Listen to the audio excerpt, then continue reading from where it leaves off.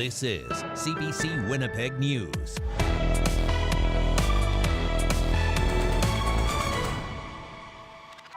Good evening, thanks for joining us. It's a day to recognize and celebrate the history, heritage, resiliency, and diversity of First Nations, Inuit, and Métis people. Today, thousands of people gathered across the province to mark National Indigenous Peoples Day. CBC's Rosanna Hempel reports. The Grand Entry marks the third annual National Indigenous Peoples Day. A day of celebration and pride for hundreds here at the Forks in Winnipeg. And I'm really proud that young and old people get together and celebrate each other and celebrate each other's languages too. Ronnie Pruden came with his daughter. She danced in the Grand Entry with friends, including Cadence Waseseku.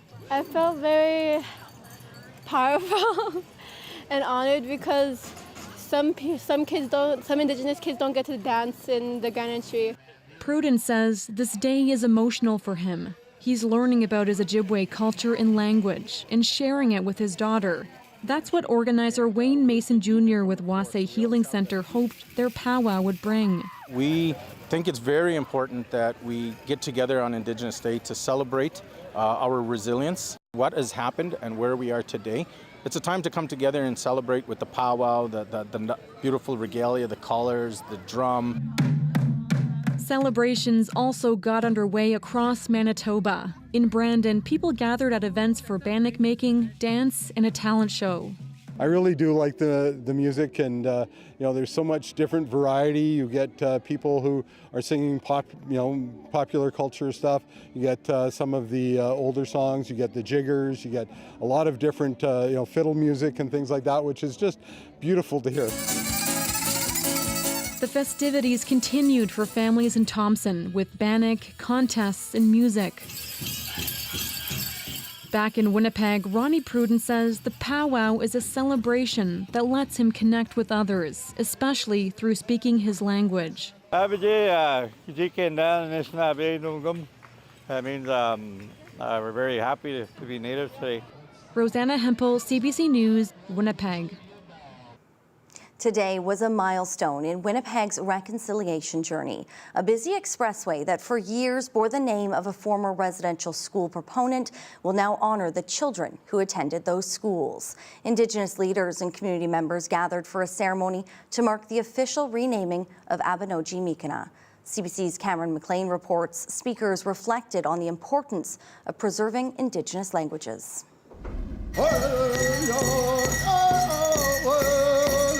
A moment of celebration.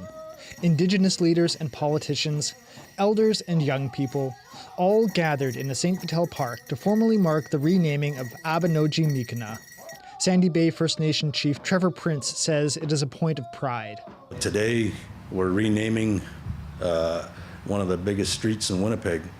And to me, that I'm very, very proud that it's being renamed to something in our language. The signs that bore the street's previous name, Bishop Grandin Boulevard, have already been changed.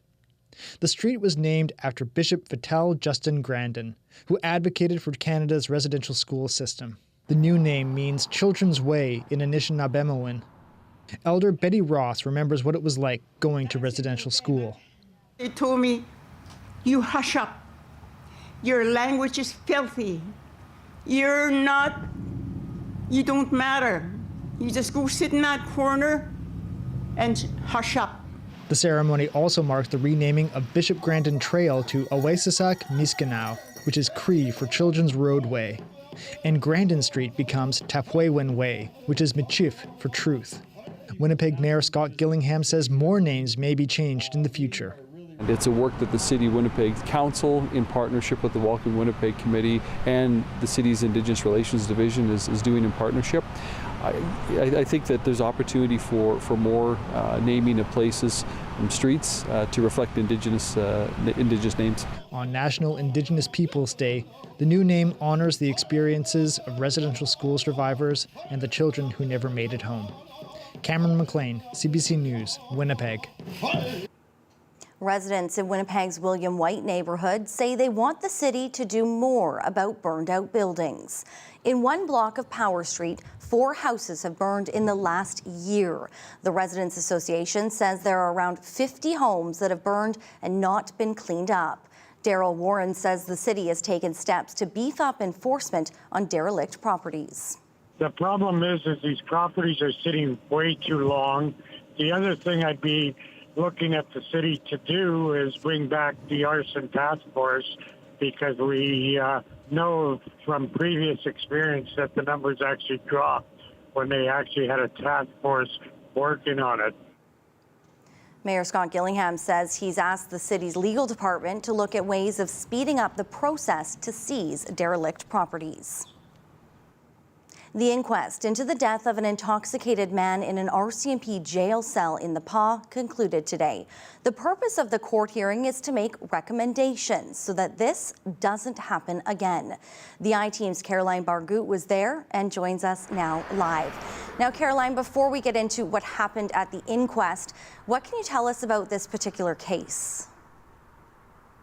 Well, John Edaway-Capo was 54 years old. Everyone who knows him said he was happy-go-lucky. He was always smiling. He wasn't aggressive. He was basically a happy person. But he was also homeless, and he struggled with alcohol addiction. On October 5th, 2019, RCMP got a call about a man causing a disturbance outside of a local radio station here in the PA. When they arrived, they found Edaway-Capo passed out outside. They brought him back to the RCMP detachment. He wasn't able to walk into the cell, and so they found a chair with wheels and they wheeled him in. So what happened in the cell that led to his death? Well, in small communities like this, there aren't sobering centers or places where you can take an intoxicated person, which is why he ended up in the jail cell. What's supposed to happen is a civilian guard was supposed to check on him, was supposed to monitor him for the entire time he's there, but supposed to do physical checks on him every 15 minutes, which means she should have got up, looked inside the cell to make sure he was okay. We know that didn't happen. That's because another intoxicated person in the cell rolled over and his leg ended up on Edaway-Capo's neck. In the security video, you can see him trying to remove the leg. He's unable to. That leg stays on his neck for about 40 minutes. No one monitored him or checked him physically for 5 hours. The corporal returned to the station, looked in the cell, found him unresponsive, called paramedics. He was declared dead just after 2 o'clock in the morning. Now, the medical examiner said that the leg on his neck contributed to his death.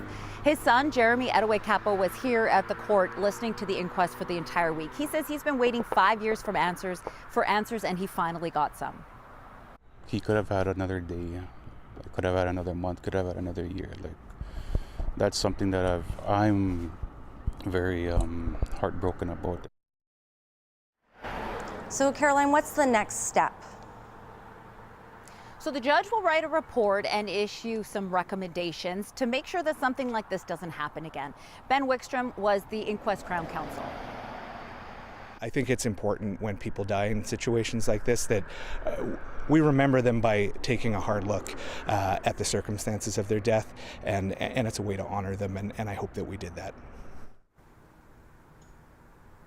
So a couple of things that the judge talked about today at the hearing that he could put as recommendations in his report. He talked about maybe asking for a sobering center for this community, or perhaps having someone with like a medical professional at the RCMP detachments who will test someone's blood alcohol before putting them in a cell to make sure that they're okay to be housed there for a while. Ultimately, the judge will write a report, issue some recommendations, submit that to the province, and then the government will decide whether or not to implement those recommendations or not. Brittany.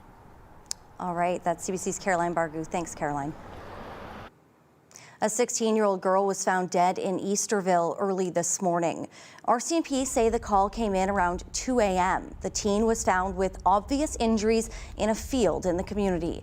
Police say her death has been ruled a homicide. One man has been arrested in connection to her death. Police did not provide an age or specify if the two were known to each other. Brandon University is projecting a nearly $500,000 loss in tuition from falling enrollment numbers for the upcoming year. Now, this comes despite a planned tuition fee increase of 2.75%.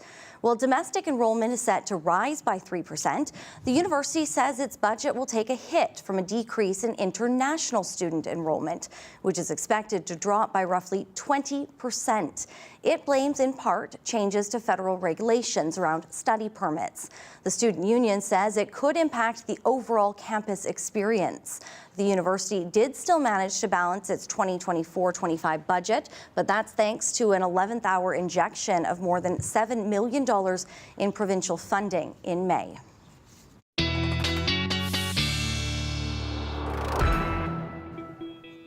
Riley Lachuk is in now. Riley, the first full day of summer today, and my goodness, it brought the heat. Brought the heat, and yeah, a little bit of unsettled weather as well, Brittany, to parts of the province, but I feel like we can all take that collective sigh of relief. I did a lot of this today when I was outside of the sweat trips.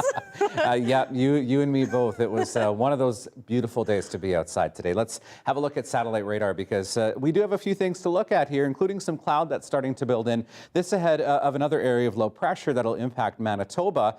But it's here in the Parkland region that I want to take a closer look at right now because through the later afternoon hours, we have seen a weak line of thunderstorms pushing through kind of the Russell, Wayway-Sakapo region, even into the Dauphin region now, and some showers into extreme southwestern Manitoba. That's sort of the leading edge of this system here that will begin to make its way into Manitoba through the overnight hours tonight. So for Winnipeg and into northwestern Ontario, we're starting under a mix of sun and clouds tomorrow, but you can see that first band of rain starting to make its way into the western part of the province first thing in the morning.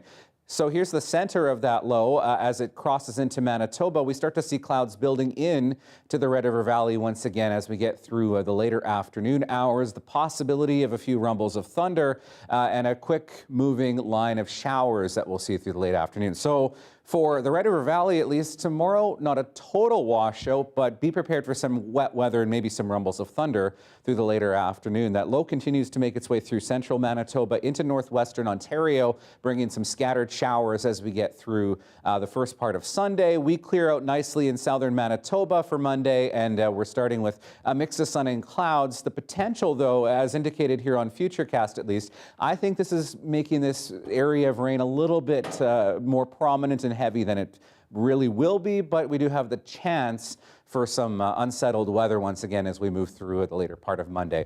Forecast rainfall, we are looking at in the range of about 5 millimeters or so. I think some of these numbers are a little bit high here, especially in western Manitoba, and really taking into account some of that thunderstorm activity. But generally, you get the idea here that we're looking at some scattered showers. Could see some heavier pockets of precipitation. Now, we do have the risk of, as mentioned, a few rumbles of thunder tomorrow, generally across really southern and central Manitoba into northwestern Ontario, up to 25 millimeters of rain. Again, if you get caught in one of these heavier downpours, winds gusting to 70 with the potential for some hail as well. Look at your forecast for Saturday. So a bit unsettled through western Manitoba. Highs only around 17, 18 degrees for Dauphin and Swan River.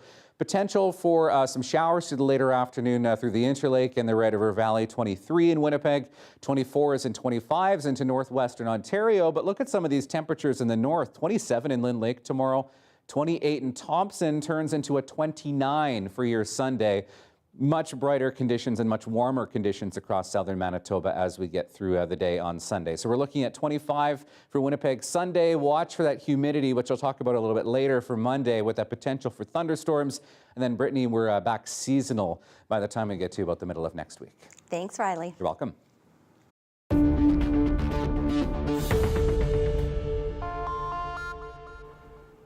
On this National Indigenous Peoples Day, we're recognizing the trailblazers that broke barriers and helped shape this country. A project by CBC Indigenous called First does just that. You can find it at CBC News/Indigenous. Here they show us an item people use every day, but you may not know the idea for it sprouted from an Indigenous creation, the predecessor to modern sunglasses, snow goggles. Here's a bit of that history. So this is a pair of goggles that belonged to my step-great-grandfather Paka from Baker Lake. You can see it's made out of wood and sewn here for the sides with caribou skin. So Paka was a special constable. So when you go out hunting on the land, you need to wear such snow goggles to prevent snow blindness. The sun reflects off the snow or the ice, and these help because the little slits here, it's enough to see out, but it also protects the eyes from the sun. And Inuktitut, they're called Iggaak, Iggaak.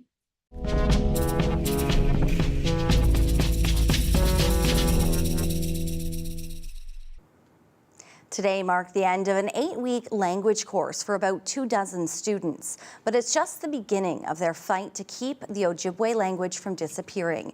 Introduction to Anishinaabe is offered for free at the RRC Polytechnic in the Exchange. The course is part of an effort to revitalize one of North America's oldest Indigenous languages. The class started 15 weeks ago, and when we all met, we were essentially strangers. 15 weeks later into the course, we're all a large community. It's important for me personally because I saw that statistically, we only have 3,480 speakers left in all of Canada that speak Ojibwe. So that's a terrifying reality, and that's a real wake-up call to the rest of us who are speakers. Gi miwan, this is rain, so it is raining. Bemose, he or she is walking. We've been teaching hand gestures on how to make bannock. We've been teaching the alphabet. That's essentially where we started. We've taught the 5 W's, the who, what, where, when, why, and how, and the 5 senses. And we've taught the 7 generations. So we've got a lot of interactive activities that we've engaged in the course of 15 weeks. We're so proud of all of our students. It really moves me when I can see a new student learning a new language. Coming up after the break, we'll bring you the story of a 35-year-old high school grad. The single mother of 5 says it's her first step to making her dream come true. More on her story next.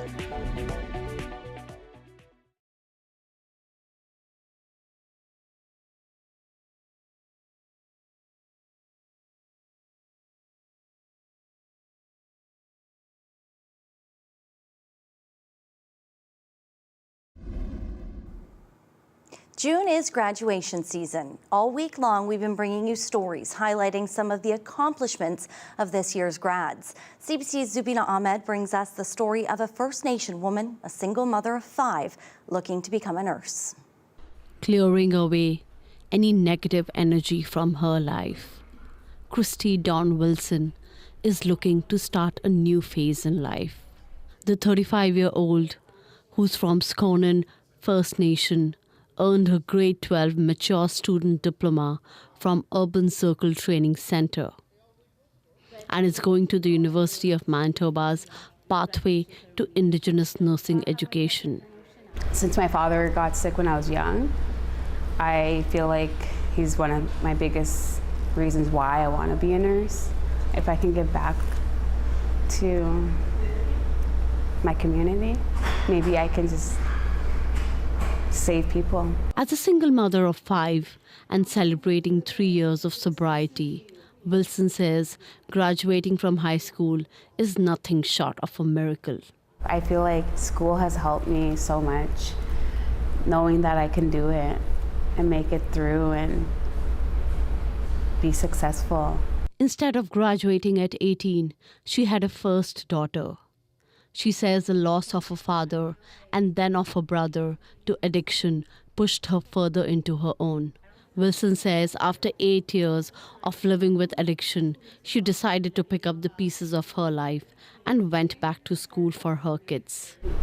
That I did it, that I accomplished something in my life for my children, that I've overcome all the stuff, and coming back to school is a huge thing for me.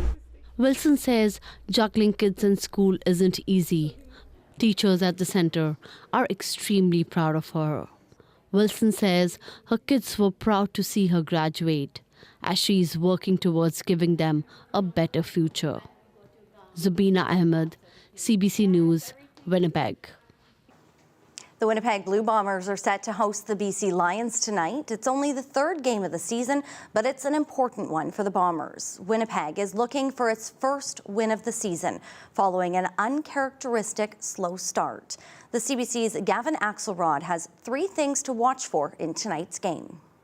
The Winnipeg Blue Bombers head into tonight's game against the BC Lions looking for their first win of the season. But with the Lions coming to town, it'll be anything but easy. That and more in 3 things to look out for in tonight's game. As we just mentioned, the Bombers are 0-2 to start the season. In fact, it's the first time since 2016 they've been 0-2 to start the year. From their 40. Now, last year, they took the season series from BC, but one of those games was a blowout on home turf against the Lions. They gotta have this. Down the field for Rhymes. Intercepted by Home. They also beat them en route to their 4th straight Grey Cup appearance, but it hasn't been an ideal start for the Bombers. BC Lions quarterback Vernon Adams Jr. rolls into week 3 red hot. He went 17 for 29 for 277 yards through the air last week, good for 2 touchdown passes and no interceptions. He also rushed for 16 yards, finding the end zone once. Now, Winnipeg's play from its quarterback hasn't exactly been up to par yet in the young season, but a matchup between 2 of the league's top pivots is one where it could just turn into a battle of the gunslingers. Perhaps the biggest key to victory tonight will be if Winnipeg can get its offense going early and often. Quarterback Zach Collaros hasn't thrown a touchdown through 2 games this year. He's also only making about just over half of his throws and has been picked off 3 times. But the offensive woes don't just fall on him alone. Kenny Lawler is out with an injury. Meanwhile, on the offensive line, the Blue Bombers had allowed the 3rd most sacks in the league heading into week 3. Those are 3 things to look out for in tonight's matchup between the Winnipeg Blue Bombers and the BC Lions. For CBC Manitoba, I'm Gavin Axelrod. And Riley Lachak is back after the break with the last check on your weekend forecast. You're watching CBC Winnipeg News.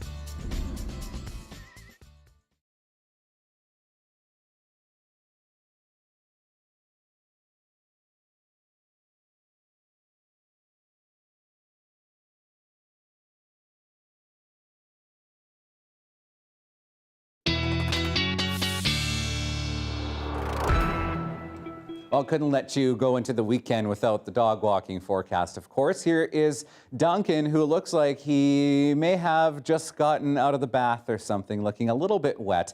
Might get a bit wet this weekend with some of that instability, but overall we're looking at a pretty nice weekend. Thanks, Leslie, for sending this picture in. Talkback at cbc.ca is where you can send your pictures into. 17 first thing in the morning with that risk of a thunderstorm in the afternoon. Wanted to take a look at the muggy meter very quickly because we are looking at a pretty comfortable weekend, but look at this spike as we get into next week, truly tropical range. So it's going to feel a bit muggy as we get into the day on Monday before getting a little bit more seasonal once again. Your 7-day looks like this with 25 degrees on Sunday, maybe a thunderstorm Monday, Brittany, and temperatures otherwise looking seasonal as we get toward the later end of next week. So make sure you keep your umbrella handy just in case this Not a bad weekend. idea. But a good weekend to also get outside for part of Yes, it. I'm looking forward to shorts weather. Exactly. Shorts I think we've all weather. been waiting. My Exactly. goodness.